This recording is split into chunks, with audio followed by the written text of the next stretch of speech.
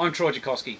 In this video we'll go through the overhaul procedure for the E13 TRS bottom bracket, specifically the 100mm wide bottom bracket shell that's fitted on most fat bikes today.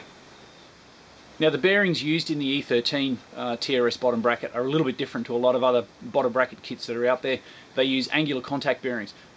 When we dig a little bit deeper into the bearing disassembly, we'll have a closer look at the shell and you'll see exactly what I mean by angular contact bearing.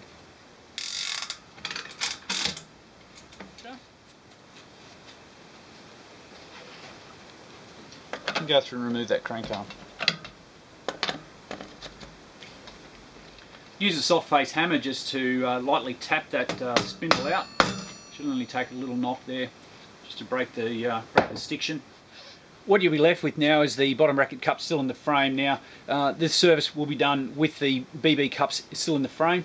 There are a few things that we've got to remove first, like this little black outer cap here to get to the bearing itself. Now this is a labyrinth seal, so what it has is a little shape inside molded into the plastic, and that forms a labyrinth for any dirt or contamination to get past before it actually gets to the bearing proper. So it is a little bit delicate. I don't like to use any metal tools on it, so in this case here we'll be able to just get our fingernails on underneath that and prise that straight off.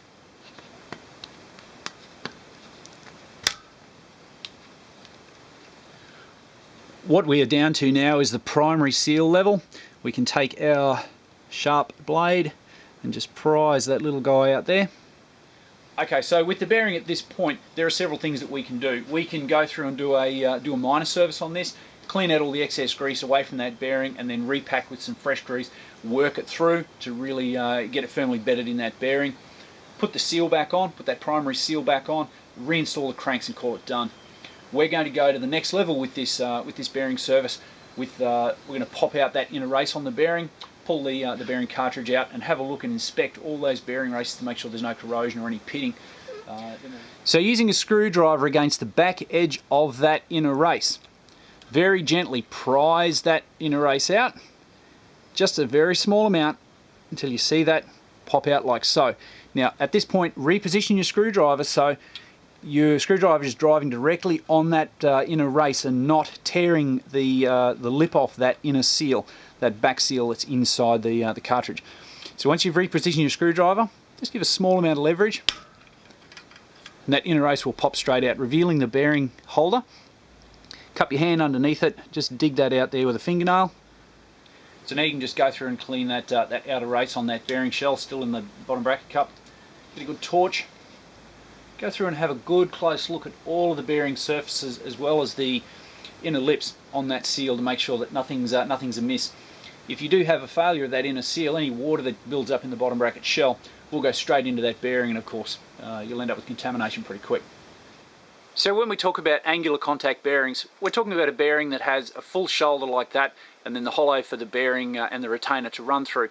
This style of bearing gives us a lot more serviceability, rebuildability, as well as preload adjustment with a much better bearing support during reassembly.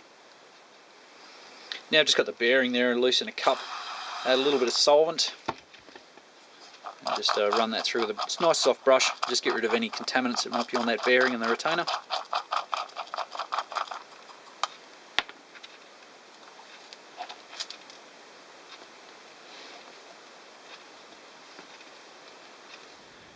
So what I've done to hold those loose balls in place in the retainer is just coated it with a light coating of grease on the outside.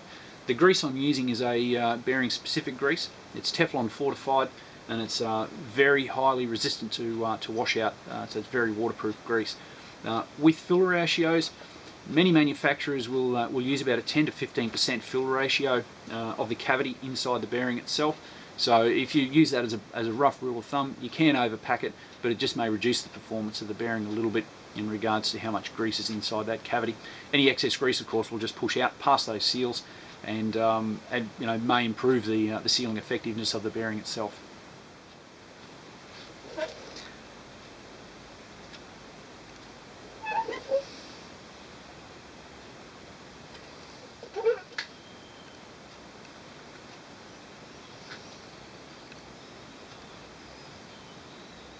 So this is probably the part of the service where you'll need to use a specialised tool to get that inner race in correctly into the bearing. Pop that guy in there. Now a bearing press like this is ideal. It allows you to put gradual pressure on there, and also with the press plates there, allows you to put on even pressure on both sides.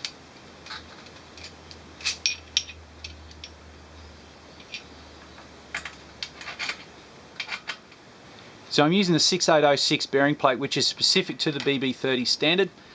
Now this perfectly matches that bearing, and now you heard that little click. That bearing in a race is now perfectly seated. So what we can do now is just overfill that bearing cavity, and then we can install our bearing seal like so. Just even pressure all the way around, and install that outer cap.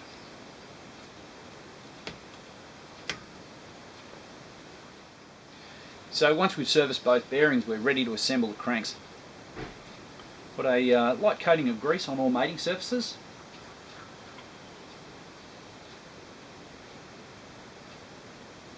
The ability to tune the bearings in this way gives us a lot of options. We can tune the lubricant to suit the ambient conditions that we'll face. So obviously the lube that I'd use in Australia is totally different to what I'd use in Alaska in a snow racing environment.